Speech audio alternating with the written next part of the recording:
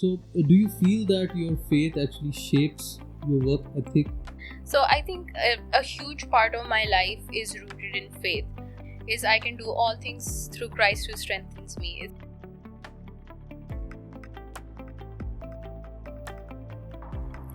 Hello, beautiful people. Welcome to Mind the Gap, a podcast where we put in ideas, cultures, and traditions into the blender and then we see what comes out of it.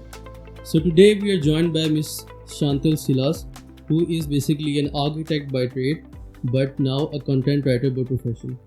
So we will have a discussion with her, try to understand how her experience has been in the Pakistani workplace and to try to understand that. Shantal, thank you so much. Thank you so much for having me. Before we move forward, it's Silas. Yes, most people get it wrong. Yeah, obviously, So- because we would mostly used to the Muslim names, obviously. So Yeah. there is a lot of cultural diversity here in Pakistan. And to be, very upfront with you, almost all the companies that I've worked in Yeah. over the past 5-6 years, there has been someone who has been from a Christian minority, and it's always been an amazing experience. Just conversing with them, trying to understand their experiences, where they Right. come from. So it's been like an amazing experience. All right, let's lay the foundation here a bit. Yeah? For sure. So you did architecture, Yes. right? Then after doing your architecture, you then shifted to content writing. Yeah. How did that happen? So what people don't realize is that a huge part of architecture is Yeah. research and analysis and writing. So that's something I've always found very profound. That's something where I've found most of my connection. And I think that's my stronger suit rather than design. Analytical thinking, coming up with conclusions, coming up with solutions. And because I think one part of my brain thinks very quirkily and it thinks in copy, which makes me a better copywriter. Mhm. So I pursued that particular niche because it was absolutely out of passion. All right, and then you found yourself at Trickle Up. Yeah. So now you're at Trickle Up, and obviously this is a company I think that is known for its unorthodox policies. It's this is mainly because of our CEO, Yeah. Mr. Tosi, who has implemented those policies now in Pakistan. So was the transition more like renovating an old house, or was it like bulldozing a site, or starting fresh? The transition wasn't very big, so maybe renovating a house because I've been in the field for really long. I've been writing since 2019. So I've had a chance to work with smaller companies and bigger companies, and considering that Trickle Up is pretty new and they have new policies, it's been it's been easier to transition into this. So I would say more like renovation. Yeah, so it was quite easy. Yeah. More like renovating. Getting on with new policies is easier than getting on with something that's been set into motion for ages. All right. Let's talk about faith now, right? So faith actually plays a big role in your life. Obviously in our lives as well. So obviously the Abrahamic religions have a lot in common when they have Absolutely. the differences, right? So do you feel that your faith actually shapes your work ethic, your creativity, or just the way that you collaborate with people in the workplace, or is it just like sort of a quiet undercurrent that is just there, but Right. you don't really see it, but it has a role to play? I think that depends on a person's personal conviction. And for somebody like me, I come from a family who's very religious. We're like very particular about going to church all Sundays, and we're not Yeah. those seasonal people who just show up on Christmases. So I think a huge part of my life is rooted in faith. So a lot of my personality comes from that. A lot of my values come from that. And like you've mentioned, Abrahamic religions have so much in common. At its core, we're following the same Sharia law. Yeah. So fundamentally, we have the same values, which is something that people find really unusual because we're not very aware of this part about our side. So have there been any specific situations where you've seen that faith-based differences have led to some unexpected connections or some awkward misunderstandings? I imagine there would be something that did happen in your life. I Something think that you remember. For the most part, I've had a very privileged life that I have not had these differences. For most part of my life, I went to a convent school, so there was a majority of like a Christian environment, Christian rules, we had nuns. So that's a very different route to start your life with. So you're more rooted in your own community more often. It's really college and university when you're exposed to a more multi-religious culture and you get to interact with more people. That being said, again, I would say I've not had the worst of experiences because it comes from a place of privilege. The worst I think I've had is bias, and that tends to happen quite often, but people have it worse here. That's why I keep saying it's a place of privilege for me. It's not that bad on my end. So, any stereotypes specifically that you had to face? There has been a time where I worked in this very fancy office and somebody, they wouldn't direct that conversation at me, but they said, we've only seen Christian people come up to support staff level. Like, we didn't know people were that educated in your community or they could come this far. So that's a general stereotype we have here, that people might not be that educated coming from our community. Well, on the flip side, if you could say that, do you think being a minority has given you some kind of superpower in Pakistan, or like a unique perspective or something, like, finding a common ground, something like that? I think a superpower, I wouldn't say a superpower, but I think we can relate with people a lot based on the fact that we share the same values more or less. We come from the same culture, and the Eastern culture in itself has very traditional and ethnic values. So I would say that way we share a lot in common, and I would say that being an Eastern Christian has been our superpower. We are as rooted in this culture, in family, in staying put in one community, which is not something you see in Western Christianity. Yeah, so that has been, quite adulterated. So they're pretty modern with their take on what the religion is entirely. So I would say being rooted in this culture, that has been something that's significant in my life. Excellent. Yeah. So I think this is an interesting question that I'm about to ask you, right? If you could redesign the workplace, all right? Just imagine if you could sort of redesign the overall workplace culture here in Pakistan, like a perfect building, right?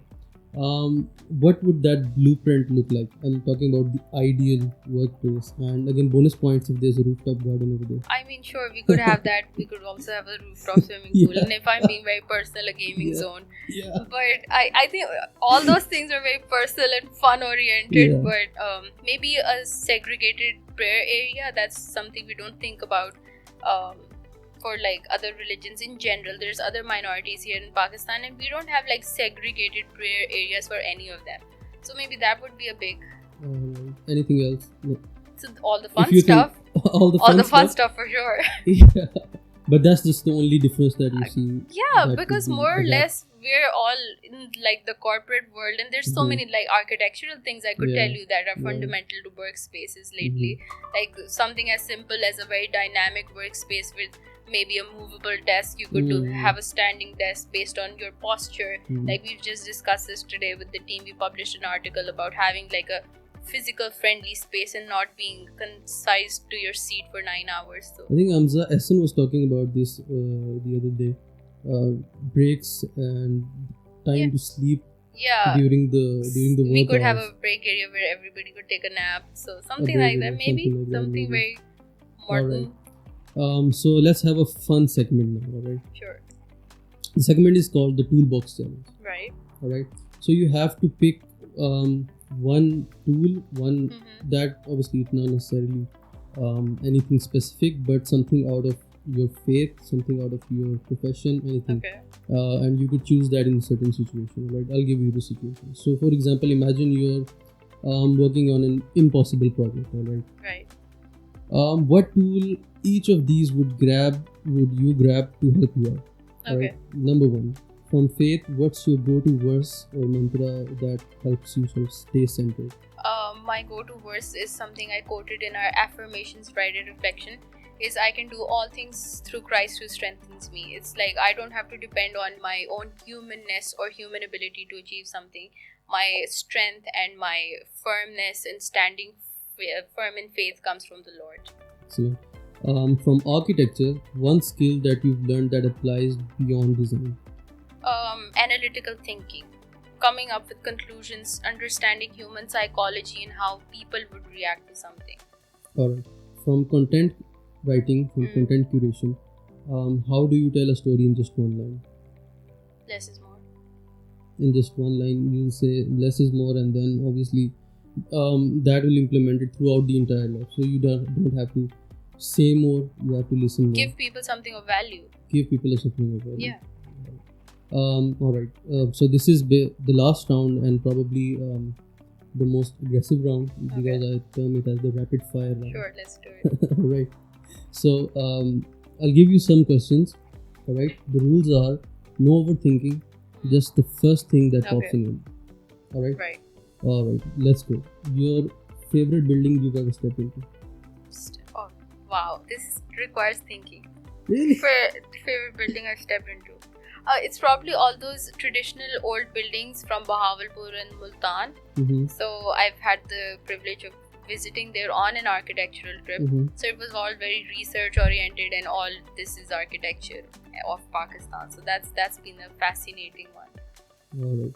If you weren't an architect or content writer, what would you be doing? An assassin. I've always An wanted. assassin? Yeah, Oh I've my always God. wanted to be an assassin. People, we have an assassin. In like Or someone who aspires to in be like an a assassin. leather Yeah, outfit and leather boots. yeah. Amazing. I mean, people, when you ask these questions to people, the answers are just really amazing. Yeah. Morning meetings or late night brainstorms? Morning meetings. Coffee, chai, or something strong? Coffee always. Coffee always. There we have it. One thing Christians in Pakistan do better than anyone else. Follow tradition and family values, maybe. Alright. If your life was a building, what would it be called? My life was a building. Oh no, this requires thinking again. Something like maybe the Great Pyramids or something. Something very monumental. That old? I mean, old, traditional, monumental. They've stood tall for ages. Wouldn't I want something like that? I never looked at it in that perspective. Excellent. Alright, before we wrap up, let's do a quick bonus game as well. Alright. Because you're a special guest, so obviously I usually do around 1 to 2 such segments. Right. But this is one segment that I started for you. Alright. So it's would you rather? Alright. Alright. So would you rather design a building you hate for $1 billion? Right. Or would you design a building that is your dream project for free? $1 billion always. I don't have to live in it. It's not my Alright. problem anymore. Alright, this is a interesting one. Would you rather deal with a person who listens to you, but always he doesn't talk. He doesn't talk much. Okay. Alright, but would you rather choose a person, someone who never talks,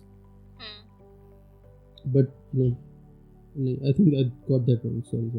I think we'll take it from here. Would you rather work with someone who always talks but never listens, or someone who never talks but always listens? I mean, the listener, the good listener for sure. The good listener. Alright. So, alright. Would you rather deal with internet outages or power outages during deadline times? Power outages. Oh, As long as my laptop is charged. as long as your own mobile is charged. Yeah. Alright. Alright, Shantal. This has been such an insightful conversation, and dare I say, a quite hilarious one as well. So, thank you so much for sharing your journey, your wisdom. Again, amazing sense of humor, I must say. Any final words for our listeners? This was great. I mean, thank you for the opportunity. And this is a fresh new perspective that a lot of people don't really see or think about. Yeah. So maybe we can pick up on this later sometime. This has been fun for me as much as it has been for you. Alright. Thank you, Shantal, for joining us on Mind the Gap. And to all listeners, please leave a review, please subscribe, and please do leave a comment as well. So thank you so much.